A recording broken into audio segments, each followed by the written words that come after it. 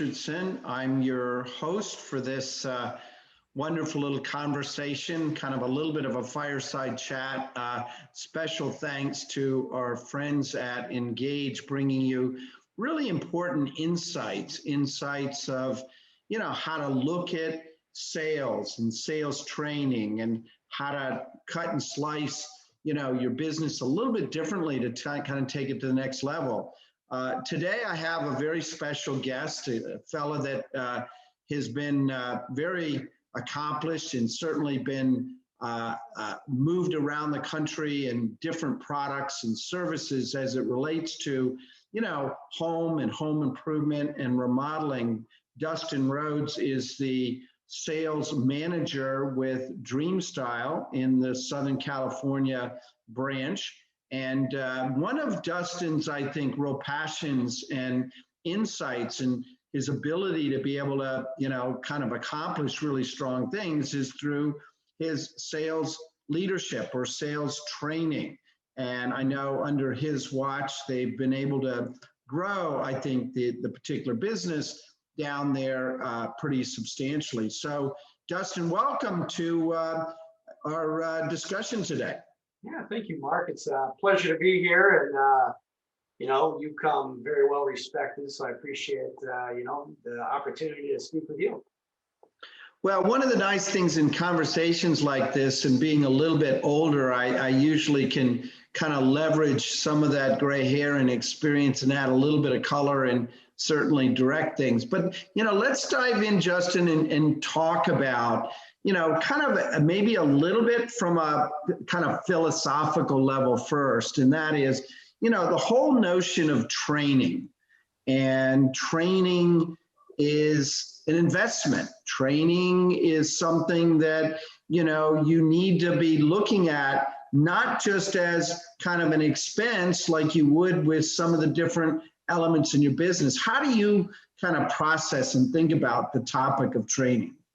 Oh man, great question. Training is, in my mind, it's everything, right? Because believe an amateur practice to get it right, as a professional practice they can't get it wrong, right? So when you get into the training aspect, it kind of rolls along, and starting from the beginning of it, because really it's a major investment. A lot of people don't realize, but recruitment and training are two of the biggest expenses that a business can have, right? So recruitment and then training, if you hire the wrong person, let's say that some people are like what you call body bag factories in this industry, right? Which means they just hire and hire and hire. You show up, you got a pulse, here's your kits, get out and go, right? Or they put them through a half effort type training that they put them through for a couple of weeks. If I did the math a while back, a couple months ago, and I was explaining to another sales manager in the country, and they were asking me, they said, what does it actually cost to train a guy?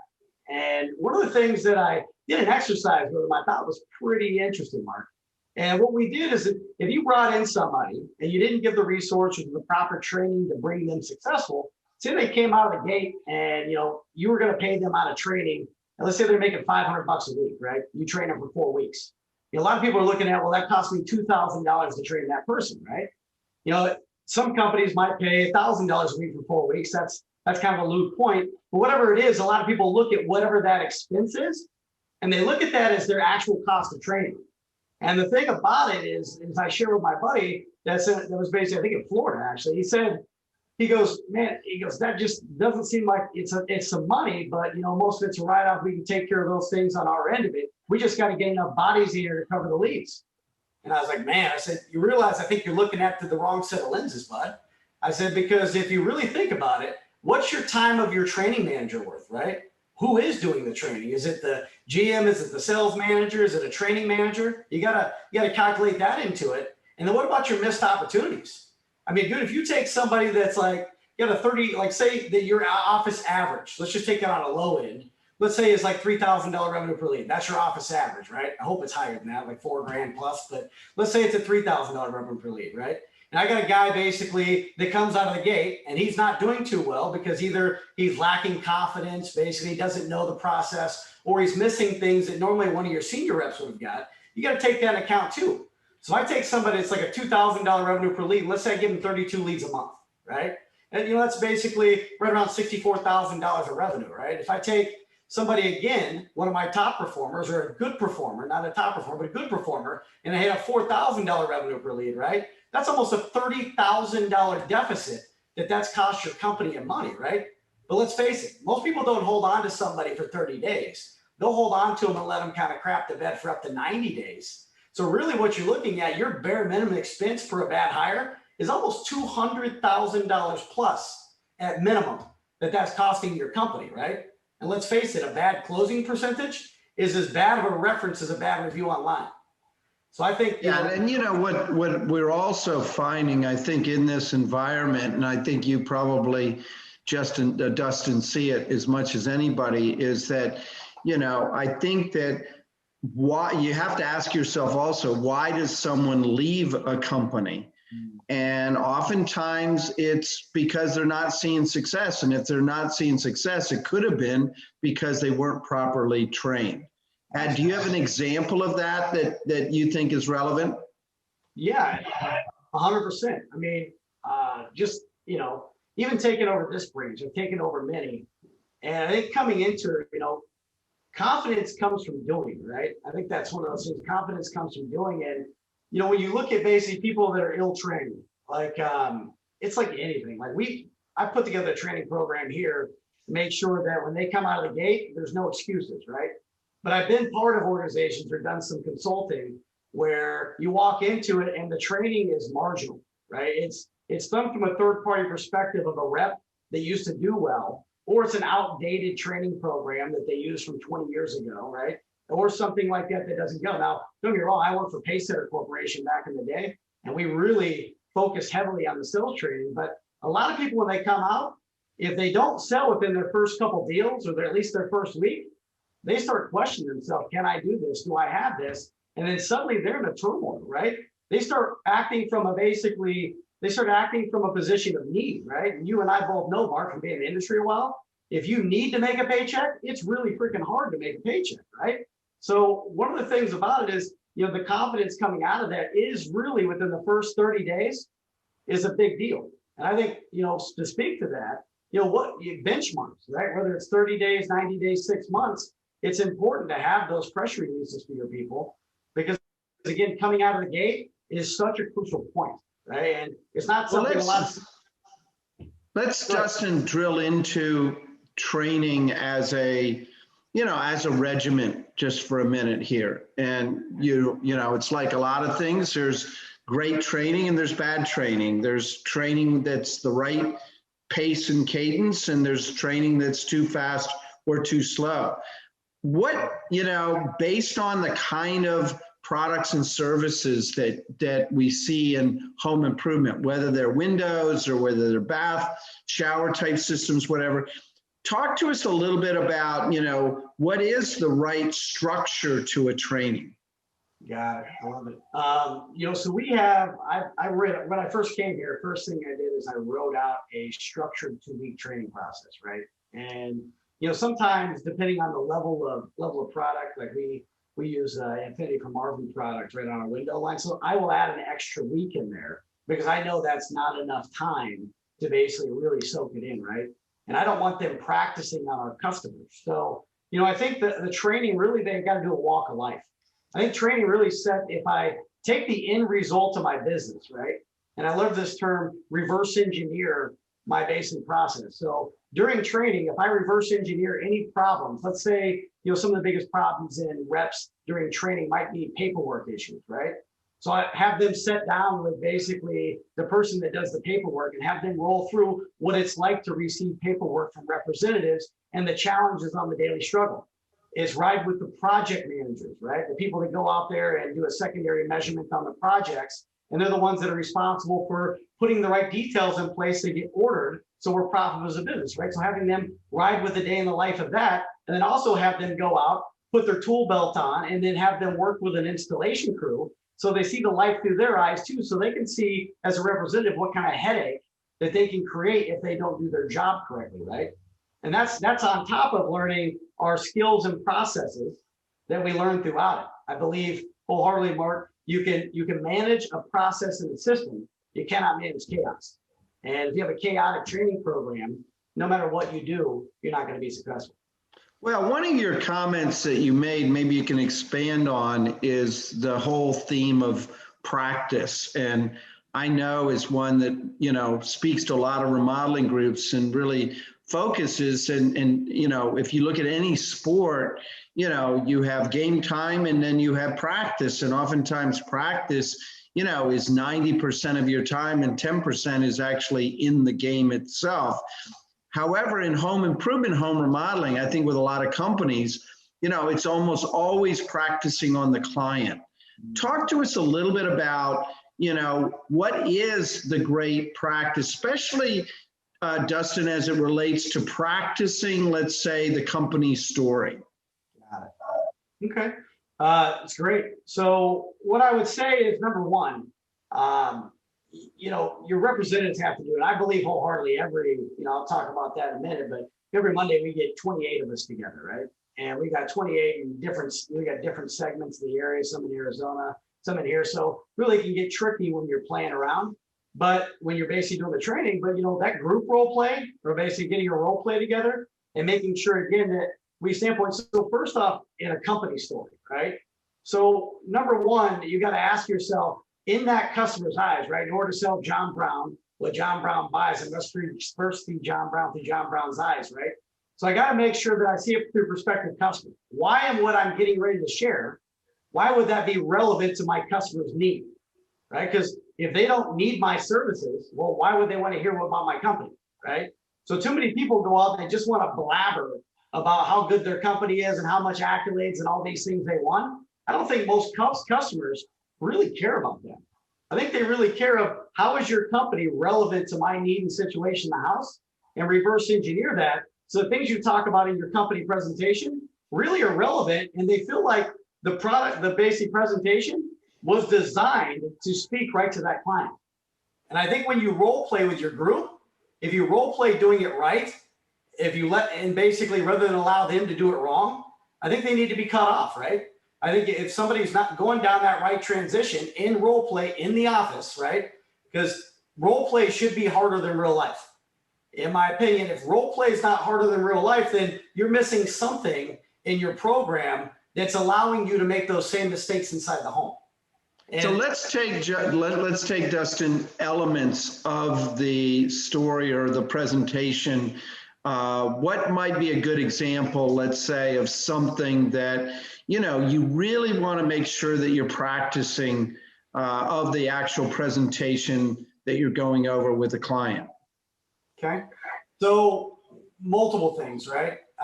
Number one, I think walking a customer through a walk of life, right? Put them in a slice of life of what it feels like to be a customer with DreamStar Remodeling, right? Or whatever company you're talking along through there.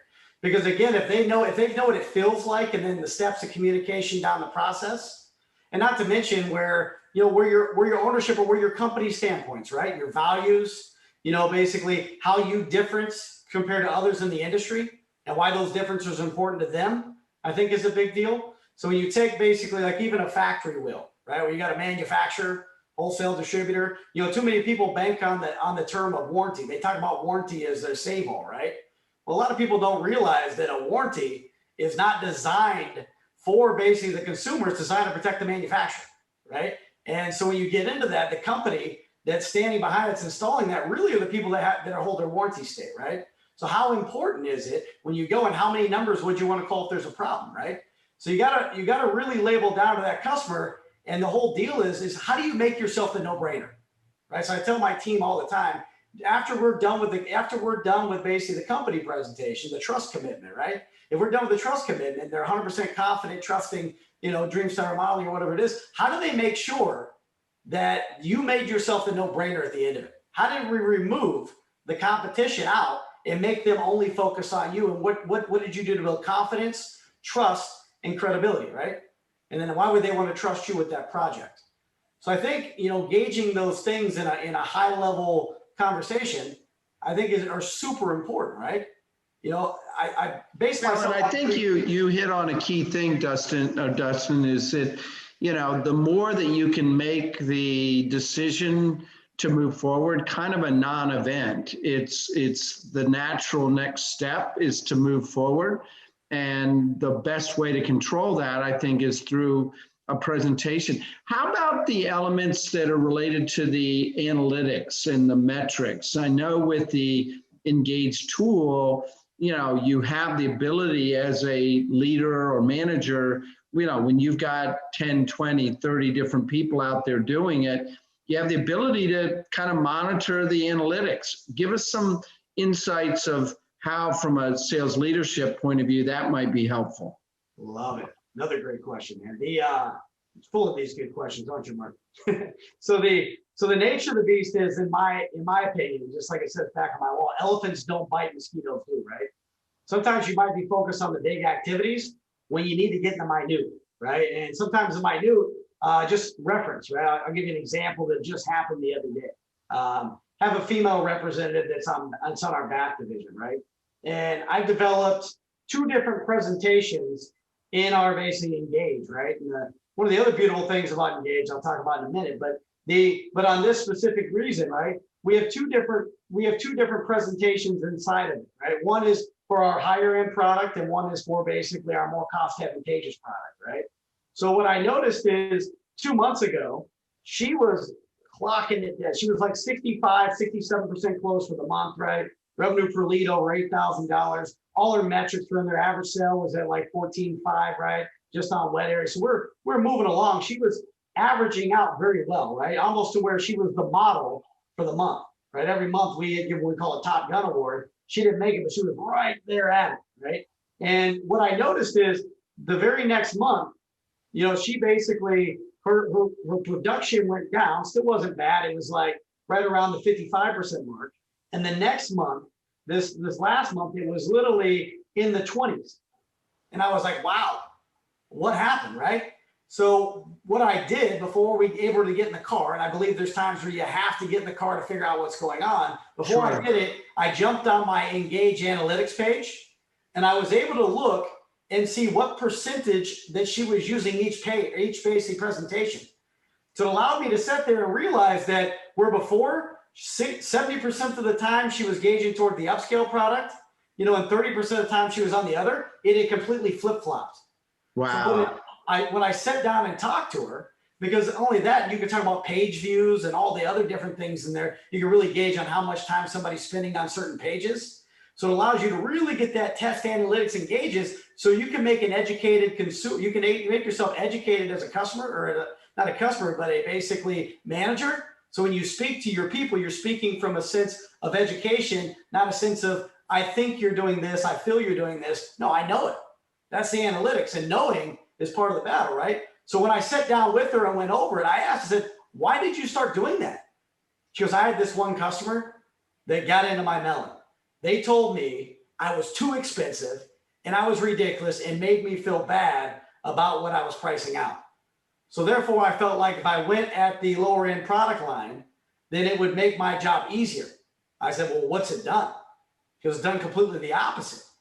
I said, okay, so what are we going to do moving forward? She says, well, I'm going to get back on the normal. And I said, remember, you can't let what one person says to you dictate your future, right? Our whole goal is to give a master presentation 100% of the time and leave everything else out the detail. Because if you get in the presentation, let that do the work. That's your system and process, right? I said, we don't decide whether or not somebody can or cannot afford our products, right? Or services. It's our goal to give everybody the same exact benefit that allows us to be successful. So that was a prime example of catching her getting off process. And I wouldn't have been able to do that for probably longer if I wouldn't have had those analytics to help. So, one of the things that I think that you're kind of saying directly or indirectly, Dustin, is that, in a sales leadership role, you, right or wrong, you're time starved, and therefore you've got to figure out a way to be investing not only the right amount of time, but investing time into the right stuff. And, if you are just if your only role of a ride along is to do the kind of analytics work, chances are you're going to see some false negatives, because what they're doing while you're in the house with them might be different than what you're doing when you're not there. 100%. Whereas this really allows you, I think, to look at that particular person's performance while you're there, but also compare it to how it's different when you're not there. Maybe you can touch on that a little bit. Yeah, no, absolutely. There's a couple different things I do. I test engage a lot, right? Because I believe, group role play, like we talked about earlier, is crucial to success, right? Because they're going to learn from each other. They're going to get peer counseling, things of that nature. And we're going to get in, so we get into groups and we get the whole big group together in there. We do role plays in front of the group. We talk about three things. What do they do good? What could they better? And what do they learn from it, right? So really, this is where majority of the learning happens, right? We do ride-alongs. I get in the car with a representative to kind of just make sure. What I do is I don't give them time to prepare. I don't say, hey, Tuesday I'm running with you. Thursday I'm running with you. I schedule it so that way they're somewhat by the office, so I know I can make it on time, right? Because really, it's one on basically 28 in my business, right? So I've got to manage 28 individuals. I got to be everywhere at once, and that can't happen without that gauging and testing, right? So really, what I'm doing in the car is inspecting what I expect, right? And you can tell by watching, but doing it as many years I've been doing it, if something's naturally coming out of somebody's voice, or they're doing it just because I'm in the car, right? And the cool thing about the analytics, and not even the page analytics you can do in there, I can tell repetition, right? How much time are they normally spending on, basically the company story? How much time are they spending on the shopping trip? How much time are they spending on basically the resolution or the product stuff and then basically the installation, the installation demo. So we want to make sure that they're spending the right amount of time in here. And it really, I think, Mark, what it allows you to do better than ever, and you probably know this and guarantee you know it from books and all the stuff you've done, is, our whole job as managers, as sales managers, as regional managers, as VP, is to manage behaviors. And if I can manage a behavior and I can attack that behavior and I can keep that behavior in the right direction, that's going to dictate my results and my success a lot better than thinking I know what's going on. Because at the end of the day, you don't know if somebody's got something personal going on, they're having money issues, marital issues, whatever it is. And this is just a way to catch it early so you can get ahead of it. So let's shift gears, Dustin, and talk a little bit about training kind of structure as it relates to, virtual remote trainings versus face-to-face. Obviously, for the last year and a half, we've been forced to, change the environment. We're seeing a lot of that shift right now.